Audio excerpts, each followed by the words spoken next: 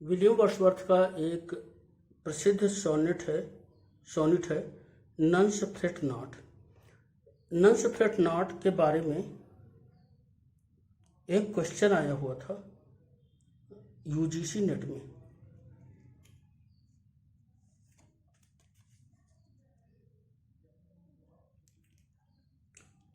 UGC net के 2013 में question आया हुआ था, तो उस क्वेश्चन को पहले पढ़ते हैं, फिर इस सोनेट को पढ़ते हैं।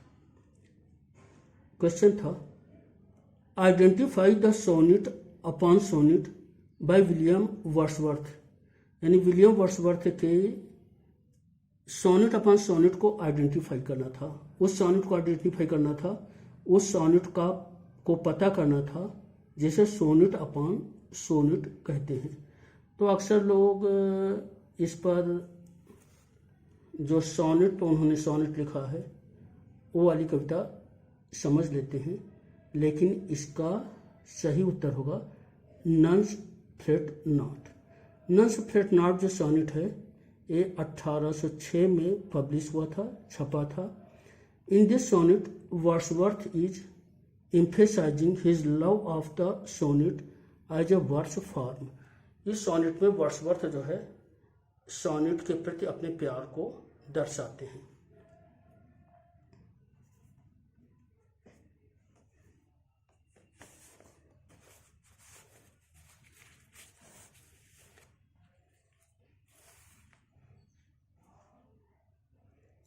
इस सोनेट में वर्ड्सवर्थ ये बताते हैं कि अनुशासन का बहुत महत्व होता है और अनुशासन बाध्यता नहीं होती है। अनुशासन का भी एक अपना आनंद होता है। जैसे स्टूडेंट पढ़ाई करता है और वो सारी चीज़ों से अपने को विरक्ति लेता है, तो वो उसके लिए कोई मुश्किल बात नहीं होती है, उसका भी आनंद होता है। खिलाड़ी जो है प्रैक्टिस करता है, वो बहुत सारी चीज़ों से अपने को अलग हटाता है। ऐसे तमाम सारी जो फूड्स हैं, खाना है, उनको नहीं खाता है और लगातार वो क्या है, मेहनत करता है। तो इन सब की जो एक अनुशासन होता है, वो अनुशासन का अपना आनंद होता है। वैसे जो सोनेट होता है उसमें का एक कठोर उसका व्याकरण होता है, उसमें 14 लाइन ही होती हैं, 14 पंक्तियां ही होती हैं। तो सोनेट का अनुशासन भी कवियों के लिए एक आनंद होता है। तो इस महत्वपूर्ण कविता को पढ़ते हैं।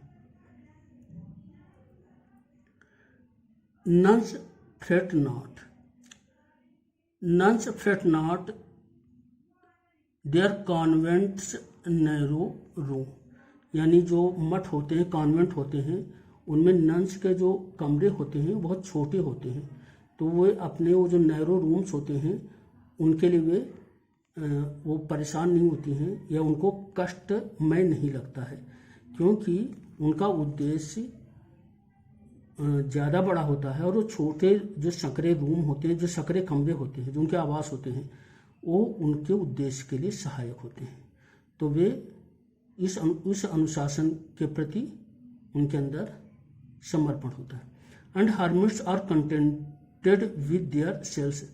जो मॉन्क्स होते हैं, जो साध होते हैं, उनके जो अपनी छोटे छोटे कमरे होते हैं, सेल्स होते हैं, कोठरियाँ होती हैं, उनमें वे संतुष्ट होते हैं, उनको कोई बाधा नहीं पड़ती है। And students with their pensive citadels. Citadels यानी जो कॉलेज होते हैं, जो उनके स्कूल होते हैं, हॉस्टल्स होते हैं। तो पेंसिव थाटफुल, तो जो विचारपूर्ण विद्यार्थी होते हैं, वे जो अनुशासन होता है, उनके संस्थाओं का अनुशासन होता है, उससे वे असहमत नहीं होते हैं। Maids at the wheel and weaver at his loom. जो पुराने ज़माने में लड़कियां क्या है, सूत काटा करती थी। तो वो व्हील होते थे जिससे कि वो चरखा की तरह आप ले लो।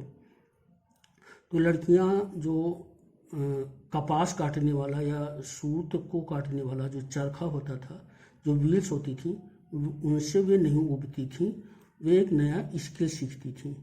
The weaver at his loom, और जो वीवर होते थे, जो बुनकर होते थे, वे अपने कर्मों से परेशान नहीं होते थे, कष्ट नहीं पाते थे, उनसे वे खुश होते थे। Sit blithe and happy, bees that soar for bloom, bloom पुष्प के लिए है। High as the highest peak of Furness Fells, Furness Fell एक पहाड़ है। Will murmur by the hour in foxglove bells, foxglove एक फूल है। In truth the prison unto which we do, तो इसे देखते हैं। जो मधुमक्खियाँ होती हैं, बीज होती हैं, वे ब्लाइथ एंड हैप्पी, खुश रहती हैं, और जो फर्नेस फेल्स की जो ऊंची ऊंची चोटियाँ होती हैं, फर्नेस फेल्स नामक पहाड़ की जो ऊंची ऊंची ऊंची चोटियाँ होती हैं, हाईएस्ट पीक, उसके ऊपर तक वे जो है उड़ान भरती हैं। सोर, फूलों का या फॉक्स ग्लोव जो फूल होता है उसका मकरंद, नेक्टर लेने के लिए, और वो परेशान नहीं होती हैं कि उनको इतना कष्ट करना पड़ता है। बाद में वो जो हनी कोम है उसके छोटे कमरे में सीमित होना पड़ता है, और इतनी अनुशासन वाली जिंदगी का पालन करना पड़ता है। In truth the prison unto which we doom ourself no prison is, तो ये इसका सेंट्रल वाक्य है। इन ट्रूथ, सच्चाई में, वास्तव में, the prison unto which we doom, जिसे हम प्रिजन मानते हैं, आवर सेल्फ, जिसे हम अपने लिए प्रिजन मानते हैं, जेल मानते हैं, कारागार मानते हैं। नो प्रिजन इज, वो कोई जेल नहीं है, कारागार नहीं है। एंड हेंस फॉर मी, कब कहता है कि और मेरे लिए, in sundry moods it was pastime to be bound within the sonnet's scanty plot of ground, जो सोनेट होता है उसका जो छोटा सा प्लॉट होता है, उसकी जो छोटी सी विषय वस्तु होती है, उसमें अपने को बांध करके मुझे आनंद मिलता है। पास्ट टाइम माने होता है मनोरंजन।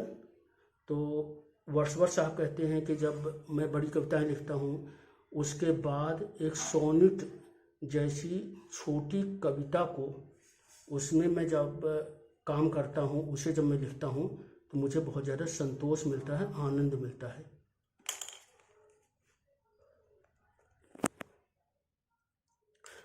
क्योंकि सोनेट में काम करना ज़्यादा अनुशासन पूर्ण होता है।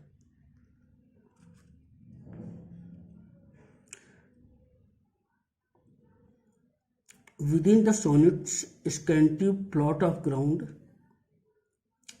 pleased if some souls, for such their needs must be, who have felt the weight of too much liberty, should find brief solace there as I have found. Wordsworth कहते हैं कि जैसे कोई व्यक्ति, इफ सम सोल्स, कोई भी व्यक्ति, who have felt the weight of too much liberty, जिसने बहुत ज़्यादा स्वतंत्रता का, उन्मुक्तता का के वजन को महसूस किया हो, और उसे भी सोनेट में या अनुशासन में सोलेस, आराम, आनंद मिले, तो जैसा कि मुझे मिला है, एज आई हैव फाउंड, जैसा मुझे मिला है, तो मैं इस बात को अच्छा महसूस करूँगा। यानी कुल मिलाकर इसका मतलब ये है कि जो सोनेट है, तो सोनेट में लिखना भी एक आनंद की चीज़ है, और सोनेट में जो एक सीमाएं होती हैं, उसका अनुशासन होता है, वो उसकी एक खासियत है, और वो जो सीमा या अनुशासन एक आनंद का कारण भी है। Thank you.